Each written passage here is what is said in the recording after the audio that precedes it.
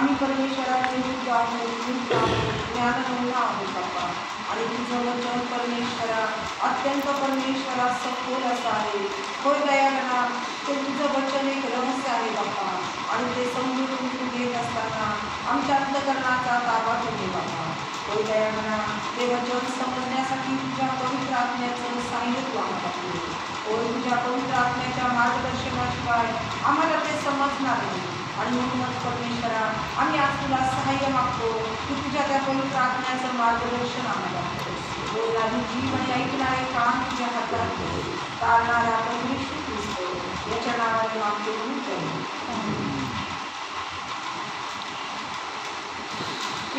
आज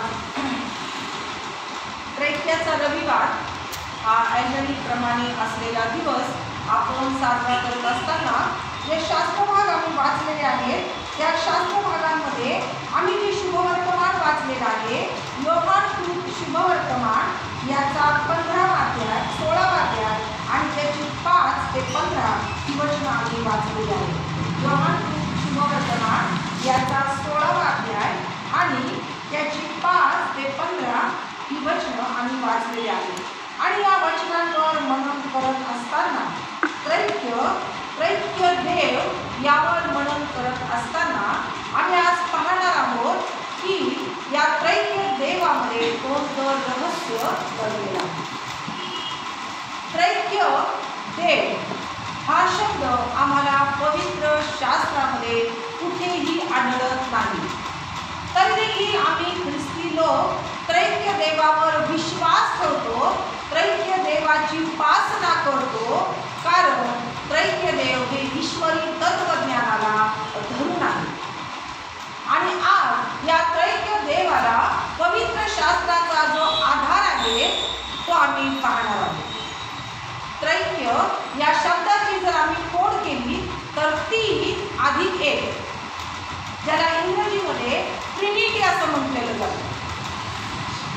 3 आणि युनिटी, 3 शब्द, 3 देव आणि 1 देव, 3 अधिक 1, तिघांना एकत्र करून जो त्रैक्य देव ज्याची आम्ही उपासना करतो त्या त्रैक्य देवाला पवित्र शास्त्राचा कोणता आधार आहे हे आम्ही पाहणार आहोत. हा त्रैक्य शब्द जरी पवित्र शास्त्रामध्ये कुठेही आढळलेला नाही तरी तो शब्द निरर्थक नाही याचं कारण आम्ही पवित्र शास्त्रामध्ये शोधला. हा त्रैक्य शब्द कुठून आला आणि तो पहिल्यांदा कुणी वापरलेला आहे तर इसवी सन 181 मध्ये अंतोकियाच्या थिओफिलस याने हा शब्द प्रयोगामध्ये आणलेला आहे, वापरामध्ये आणलेला आहे.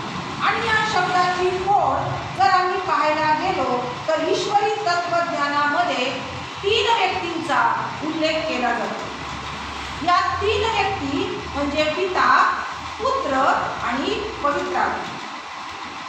या 3ही व्यक्तींना आम्ही जवळून ओळखतो, आम्ही यावर विश्वास ठेवतो आणि याचा जर अभ्यास आम्ही करून पाहिला तर आपल्याला पाहायला मिळतं की आमच्या जीवनामध्ये पिता, ज्याला आम्ही यहोवा म्हणतो, जो निर्माणकर्ता आहे, ज्याला आम्हाला घडवलेला आहे, ज्याने ही सृष्टी निर्माण केलेली आहे आणि आमच्या कारणाची योजना केली आहे.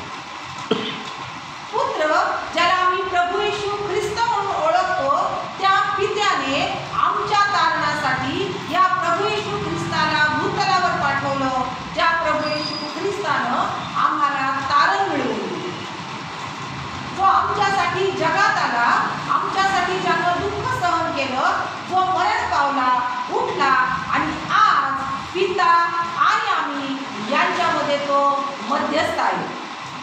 तो आमच्यासाठी पित्याजवळ मध्यस्थी करत आहे. आणि जो शास्त्रभाग आज आम्ही वाचला त्यामध्ये प्रभू येशू ख्रिस्त स्वतः म्हणतो, मी जाईन आणि तुमच्यासाठी कैवारी पाठवीन. तो आहे पवित्र आत्मा, जो येशू ख्रिस्तानं आमच्यासाठी पाठवलेला आहे. आणि या पवित्र आत्म्याचं कार्य जर आम्ही या योहान शुभवर्तमानामधील 16व्या अध्यायामध्ये पाहिलं तर त्याचं 8वं वचन आपण पाहिल्यावर आपल्याला काय वाचायला मिळतं आपण पाहूया. योहान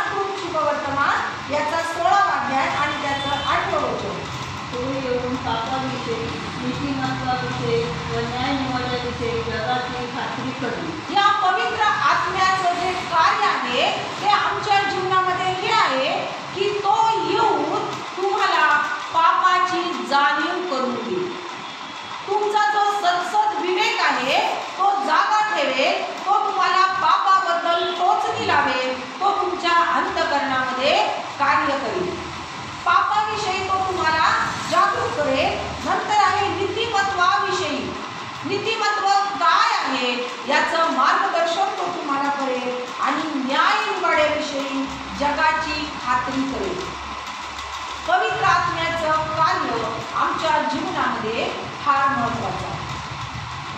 आम्ही पाहतो ज्यावेळेस मागच्या रविवारी आम्ही पेंटिकॉस्ट दिन साजरा केला. या पेंटिकॉस्ट दिनाच्या दिवशी येशू ख्रिस्ताच्या पुनरुत्थानानंतर 50व्या दिवशी या यरूशलेमेमध्ये त्या शिष्यांवर पवित्र आत्मा उतरलेला आहे. आणि वचन सांगतं की पवित्र आत्मा उतरल्यानंतर ते सामर्थ्याने भरलेले आहेत. म्हणजे पवित्र आत्मा आम्हाला आमच्या सेवा कार्यामध्ये सामर्थ्य पुरवतो. तो आमचा मार्गदर्शक आहे, तो आमचा शिक्षक आहे, तो आमचा सत्सद विवेक जागा ठेवतो, तो आम्हाला आमच्या पापाची जाणीव करून देतो, तो आम्हाला नीतिमत्व काय आहे हे दाखवतो आणि त्याचबरोबर तो आमचा शिक्षक देखील आहे. तो आम्हाला आमच्या सेवा कार्यामध्ये सामर्थ्य देखील पुरवतो. आणि म्हणून आमच्या जीवनामध्ये जितकं महत्त्व पित्याला आहे, जितकं पुत्राला आहे, तितकंच पवित्र आत्मा. आणि हा पिता, पुत्र आणि पवित्र आत्मा यांचा जर आम्ही अभ्यास केला तर आम्ही असं म्हणू शकत नाही की हा पहिला आहे आणि हा शेवट, हा श्रेष्ठ आहे आणि हा यापेक्षा कमी आहे. पिता श्रेष्ठ आहे, त्यानंतर प्रभू येशू ख्रिस्त, त्यानंतर पवित्र आत्मा, असा क्रम आम्ही लावू शकत. कारण अनादी अनंत कालापासून हे तिघे म्हणजे हे त्रैक्य एकत्रित आमच्या जीवनामध्ये कार्य करतात. ते एकत्रित आहेत, ते तीन आहेत आणि ते एक आहे. हे फार मोठं गहन असं रहस्य आहे, ज्या रहस्यावर आम्हा ख्रिस्ती लोकांना विश्वास ठेवणं गरजेचं आहे. आता हे जे रहस्य आहे या रहस्याला आम्हाला पवित्र शास्त्रामध्ये त्रैकत्वाच्या तत्वज्ञानाला जुन्या करारामध्ये जी पुष्टी मिळते ते आम्ही पाहूया. जुन्या करारामध्ये पवित्र शास्त्राचा आधार घेत असताना जर आम्ही उत्पत्ती या पुस्तकाकडे वळालो तर उत्पत्ती याचा पहिला अध्याय आणि त्याचं 26वं वचन आपण पाहूया. उत्पत्तीचा ग्रंथ याचा पहिला अध्याय आणि त्याच्या 26व्या वचनामध्ये या त्रैकत्वाला काय आधार मिळतो ते आपण पाहूया. मग देव बोलला, आपल्या प्रतिरूपाचा व आपल्याशी सदृश असा मनुष्य आपण करू. समुद्रातील मासे, आकाशातील पक्षी, ग्रामपशु, अवघी पृथ्वी आणि पृथ्वीवर रांगणारे सर्व प्राणी यावर ते सत्ता चालवतील. मग देव बोलला, आपल्या प्रतिरूपाचा व आपल्याशी सदृश असा मनुष्य आपण तयार करू. आम्ही पाहतो की पित्यानं त्याच्या प्रतिरूपाचं आम्हाला घडवलं, आम्हाला तयार केलं, त्यांनी या सृष्टीची निर्मिती केली. वचन इथं सांगत आहे की मग देव बोललेला आहे की आपल्या प्रतिरूपाचा आणि आपल्याशी सदृश. आपल्या या शब्दाला बहुवचन असा संबोधतो. देव असं नाही म्हणते की माझ्या प्रतिरूपाचा आणि माझ्याशी सदृश असा मनुष्य मी निर्माण करू. तर उत्पत्तीच्या ग्रंथातच तो हे स्पष्ट करत आहे की आपल्या आणि आपल्याशी म्हणजे तिथं पिता, पुत्र आणि पवित्र आत्मा हे तिघं देखील उपस्थित आहे. आणि म्हणून देव ज्यावेळेस बोलत आहे तो बहुवचनी या शब्दाचा उपयोग करत आहे. आपल्याशी सदृश असा मनुष्य आपण निर्माण करूया. जुन्या करारातील जो शास्त्र भाग आम्ही वाचलेला आहे यशयाचा ग्रंथ याचा 6वा अध्याय आणि त्याचा 8वं वचन. यशयाचा ग्रंथ याचा 6वा अध्याय आणि त्याचं 8वं वचन आपण पाहूया. तेव्हा मी प्रभूची वाणी ऐकली, ती अशी, मी कोणाला पाठवू, आमच्यासाठी कोण जाईल. तेव्हा मी म्हणालो, हा मी आहे, मला पाठव. ज्यावेळेस पवित्र मंदिरामध्ये या यशायाला पाचारण झालेला आहे, त्यावेळेस त्यानं प्रभूची वाणी ऐकलेली आहे आणि त्या वाणीद्वारे परमेश्वर म्हणत आहे की मी प्रभूची वाणी ऐकली ती अशी की मी कोणाला पाठवू. इथं प्रभू काय म्हणत आहे, मी कोणाला पाठवू. आणि लगेच पुढील भागामध्ये तो म्हणत आहे की आमच्यासाठी कोण जाईल. मी कोणाला पाठवू आणि आमच्यासाठी कोण जाईल. एक वचन आणि बहुवचन या दोन्ही शब्दप्रयोगांचा उपयोग आमचा परमेश्वर करत आहे, कारण आमच्यासाठी म्हणजे पिता, पुत्र आणि पवित्र आत्मा हे एकत्रित आहे. आणि म्हणून तो म्हणत आहे की आमच्यासाठी कोण जाईल. आणि यशाया म्हणत आहे की हा प्रभू मी आहे, मला पाठव. आणि प्रभूनं त्याला त्यांच्यासाठी पाठवलेला आहे. आणखीन एक वचनाचा संदर्भ आपण पाहूया. त्याच यशाया ग्रंथामध्ये 48 अध्याय आणि 16 वचन. 48 अध्याय आणि 16 वचन.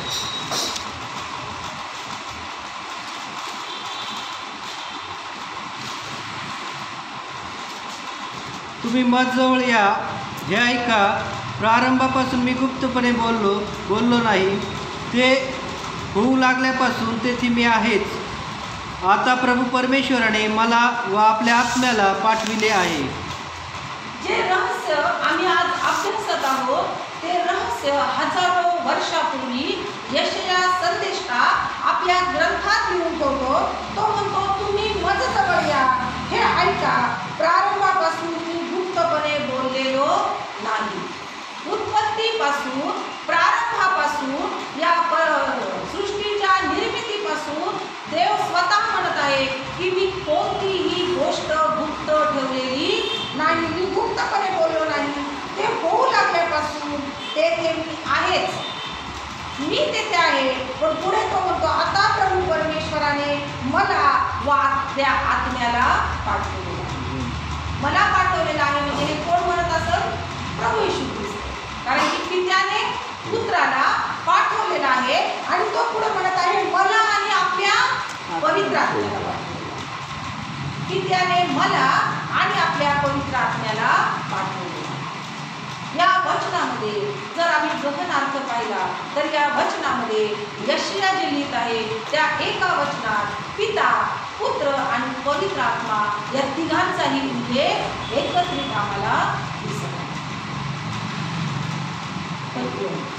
या वचनावरून स्पष्ट होतं की आरंभापासून, सुरुवातीपासून, सृष्टीच्या निर्मितीपासून पिता, पुत्र आणि पवित्र आत्मा हे एकत्रित कार्य करत आहे आणि त्यांचं जे कार्य आहे ते आमच्यासाठी आहे. पित्याचं कार्य आमच्यासाठी आहे, त्यानं आम्हाला त्याच्या प्रतिरूपाचं बनवलं. पुत्राचं कार्य आमच्यासाठी आहे, त्यानं आमच्यासाठी वधस्तंभावर प्राण देऊन तारणाचा मार्ग मोकळा केला आहे आणि आज तो आमच्यासाठी मध्यस्थी करतो. पवित्र आत्म्याचं कार्य आमच्यासाठी आहे, तो आज आमचा मार्गदर्शक आहे. आणि येशू ख्रिस्त शिष्यांना म्हणला मी तुम्हाला अनाथ सोडणार नाही, मी जातो आणि तुम्हाला कैवारी देतो. म्हणजे आज आमच्या बरोबर पवित्र आत्मा आमच्या सोबत आहे. त्यानं आम्हाला सोडलेलं नाही, तो सतत आमच्या सोबत कार्य करतो. आणि म्हणून या पिता, पुत्र आणि पवित्र आत्म्याचं कार्य हे आमच्यासाठी आहे. तो आमच्यासाठी सतत त्रैक्य देव कार्यरत. आता या जुन्या कराराच्या संदर्भांवरून आपण पाहिलेलं आहे येणाऱ्या काळामध्ये हा त्रैक्य देवावरचा विश्वासच आम्हाला निभावू शकतो. आम्ही फक्त असं म्हणू शकत नाही की आम्ही फक्त यहोवावर विश्वास ठेवतो, आम्ही फक्त पित्यावर विश्वास ठेवतो. आम्ही असंही म्हणू शकत नाही की आम्ही फक्त येशू ख्रिस्तावर विश्वास ठेवतो. आणि आम्ही असंही म्हणू शकत नाही की आम्ही फक्त पवित्र आत्म्यावर विश्वास ठेवतो. पिता पूर्ण देव आहे, पुत्र पूर्ण देव आहे, पवित्र आत्मा पूर्ण देव आहे. एका देवाचे ते 3 अंश नाहीत, पण ते तिघही एकत्रित. आणि तिघांचंही कार्य आमच्या भल्यासाठी आहे, आमच्या तारणासाठी आहे, आमच्या चांगल्यासाठी. नवीन करारामध्ये आपण पाहूया त्रैक्य देवाचं कार्य आम्हाला एकत्रित कुठं पाहायला मिळतं तर येशू ख्रिस्ताचा ज्यावेळेस बाप्तिस्मा झाला, या येशू ख्रिस्ताच्या बाप्तिस्म्याच्या वेळेस एकाच ठिकाणी आम्हाला पिता, पुत्र आणि पवित्र आत्मा कार्यरत असलेला दिसतो. आपण शास्त्रभाग वाचूया. मत्तई शुभवर्तमान याचा 3रा अध्याय आणि त्याची 13 ते 17 ही वचने. मत्तई शुभवर्तमान याचा 3रा अध्याय त्याची 13 ते 17 ही वचने. येशूचा बाप्तिस्मा. तेव्हा योहानाच्या बाप्तिस्मा घेण्याकरिता येशू गलिलाहून यार्देनेवर त्याच्याकडे आला. परंतु योहान त्याला मनाकरीत म्हणाला, आपल्या हातून मी बाप्तिस्मा घ्यावा असे असता आपण माझ्याकडे येता हे काय? येशूने त्याला उत्तर दिले, आता हे होऊ दे, कारण ह्या प्रकारे सर्व धर्माचरण पूर्णपणे करणे हे आपणाला उचित आहे. तेव्हा त्याने तसे होऊ दे. मग बाप्तिस्मा घेतल्यावर येशू रांगला पाण्यातून वर आला आणि पहा आकाश उघडले. तेव्हा त्याने परमेश्वराचा आत्मा कबूतरासारखा उतरताना व आपणावर येताना पाहिला. आणि पहा आकाशातून अशी वाणी झाली की, हा माझा पुत्र मला परमप्रिय आहे, याच्याविषयी मी संतुष्ट आहे. एक अद्भुत घटना लोक पाहत आले. त्या यार्देन नदीमध्ये बाप्तिस्मा करणारा योहान येशू ख्रिस्ताचा बाप्तिस्मा करत आहे. ज्याचा बाप्तिस्मा होत आहे तो स्वतः देवाचा पुत्र आहे. आणि हा बाप्तिस्मा होत असताना कबूतरासारखा पवित्र आत्मा त्याच्यावर उतरलेला आहे आणि देवाची वाणी झालेली आहे की, हा माझा पुत्र मला परमप्रिय आहे, याच्याविषयी मी संतुष्ट आहे. एका ठिकाणी आम्हाला पिता, पुत्र आणि पवित्र आत्मा एकत्रित कार्य करीत असलेले दिसत आहे.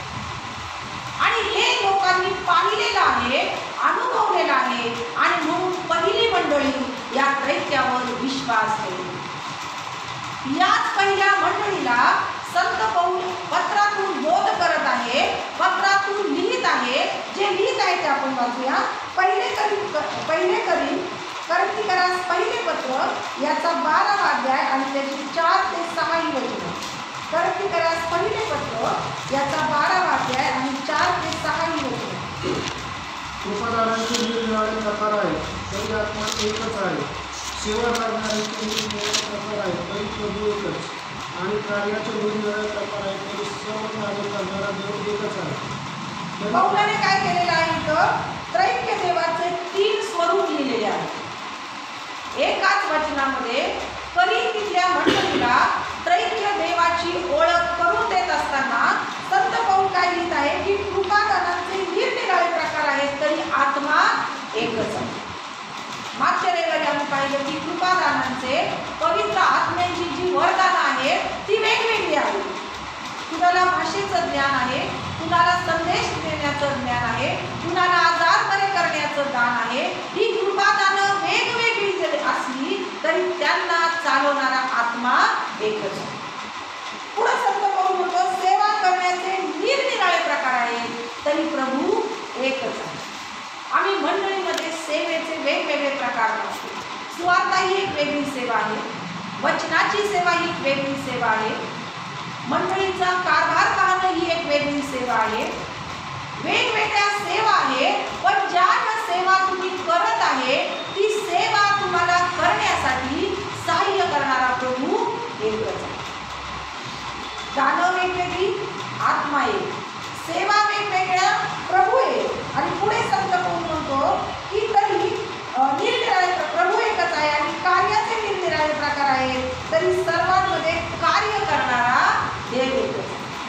तुमच्यामध्ये कार्य करणारा जो देव आहे तोच देव माझ्यामध्ये कार्य करतो. अमुक अमुक मंडळीमध्ये कार्य करणारा जो देव आहे तोच देव आमच्या मंडळीमध्ये देखील कार्य करतो. पिता एकच आहे, पुत्र एकच आहे आणि पवित्र आत्मा ही एकच आहे. आणि पिता, पुत्र आणि पवित्र आत्मा हे तिघं देखील एकच. त्यांना आम्ही वेगवेगळं करू शकत. हे फार मोठं आणि गहन रहस्य आहे. प्रियांनो, पवित्र शास्त्रामध्ये अशा कितीतरी गोष्टी आहेत की ज्यांना आम्ही चॅलेंज करू शकत नाही, ज्यांना आम्ही आव्हान देऊ शकत नाही. त्यातलंच एक रहस्य आहे, ते म्हणजे आमचा त्रैक्य देव. या त्रैक्य देवावर विश्वास ठेवणं आम्हाला फार गरजेचं आहे. जर जगी उदाहरण आम्ही पाहिलं तर H2O म्हणजे जर पाण्याचं आम्ही 3 स्वरूप पाहिले तर बर्फ आहे, पाणी आहे आणि वाफ. स्थायू रूपात बर्फ आहे, द्रव रूपात पाणी आहे आणि वायू रूपात वाफ आहे. पण या तिन्हीमध्ये जर एकत्रित आम्ही पाहिलं तर पाणी आहे आणि पाण्याची ही 3 वेगवेगळी काय आहे, पण त्यांचा जो मुख्य गुणधर्म आहे तो एकच. आणखीन एक जगित उदाहरण जर आम्ही पाहिलं तर एखादा पुरुष आहे, तो कुणाचा तरी पती आहे, कुणाचा तरी मुलगा आहे, कुणाचा तरी भाऊ आहे, पण व्यक्ती म्हणून तो एकच. पण कुटुंबामध्ये त्याच्या भूमिका तो 3 प्रकारे पार पाडतो, पण व्यक्ती म्हणून तो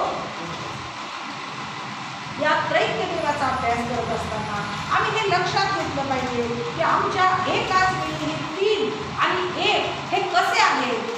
ही आव्हानात्मक गोष्ट आहे आणि ती आम्ही विश्वासानं स्वीकारली पाहिजे.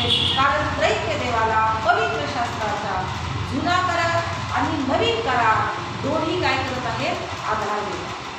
त्यांना वचनांचा आधार आहे आणि म्हणूनच पवित्र शास्त्राचा भक्कम पाया देखील आहे. आणि म्हणून यावर आम्ही विश्वास ठेवणं गरजेचं आहे आणि हे सत्य जाणून घेणं. जर आम्ही पाहतो की येशू ख्रिस्ताचं स्वर्गारोहण झालेलं आहे आणि या स्वर्गारोहणाच्या वेळेस मत्तयातील 28व्या अध्यायात 19व्या वचनामध्ये येशू ख्रिस्त शेवटची आज्ञा आपल्या शिष्यांना देत आहे आणि ती आज्ञा ही आहे की तुम्ही सर्व जाऊन सर्व राष्ट्रातील लोकांस शिष्य करा आणि त्यांना पित्याच्या, पुत्राच्या आणि पवित्र आत्म्याच्या नावात बाप्तिस्मा. जे सत्य तुम्हाला कळालेलं आहे ते सत्य तुम्ही जाऊन प्रियांनो, आज सुवार्ता कार्य करत असताना आमच्या ख्रिस्ती जीवनातून ख्रिस्त गाजवत असताना काय आम्हाला त्रैक्य देव कळालेलं आहे. पिता, पुत्र आणि पवित्र आत्म्याच्या नावात जर आम्हाला बाप्तिस्मा द्या असं म्हटलेलं आहे तर आम्ही स्वतः त्या त्रैक्य देवावर, पिता, पुत्र आणि पवित्र आत्म्यावर विश्वास ठेवतो. आज त्रैक्याचा रविवार आम्हाला आव्हान देत आहे की त्रैक्य देवावर विश्वास ठेवणं हे गरजेचं आहे. कारण हा त्रैक्य देवावरचा विश्वास शेवटच्या काळामध्ये आम्हाला निभावला. कारण की जे योहान वर्तमान आम्ही वाचलेलं आहे त्या वाचनामध्ये आम्ही पाहिलेलं आहे की शेवटच्या काळामध्ये ज्यावेळेस येशू ख्रिस्ताचं येणं होणार आहे त्यावेळेस तो काय करणार आहे तर जगाच्या अधिपतींचा न्याय झाला आहे. यावरून न्याय निवाड्याविषयी पवित्र आत्मा तुम्हाला ज्ञान देतो. हा त्रैक्य देवावरचा विश्वास त्या शेवटच्या काळामध्ये आम्हाला निभावू शकतो.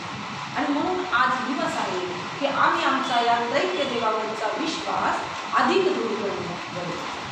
प्रभू करो आणि या त्रैक्य देवावरचा विश्वास आपला अधिक दृढ करो आणि ते रहस्य समजण्यासाठी आम्हाला पवित्र आत्म्याचे सहाय्य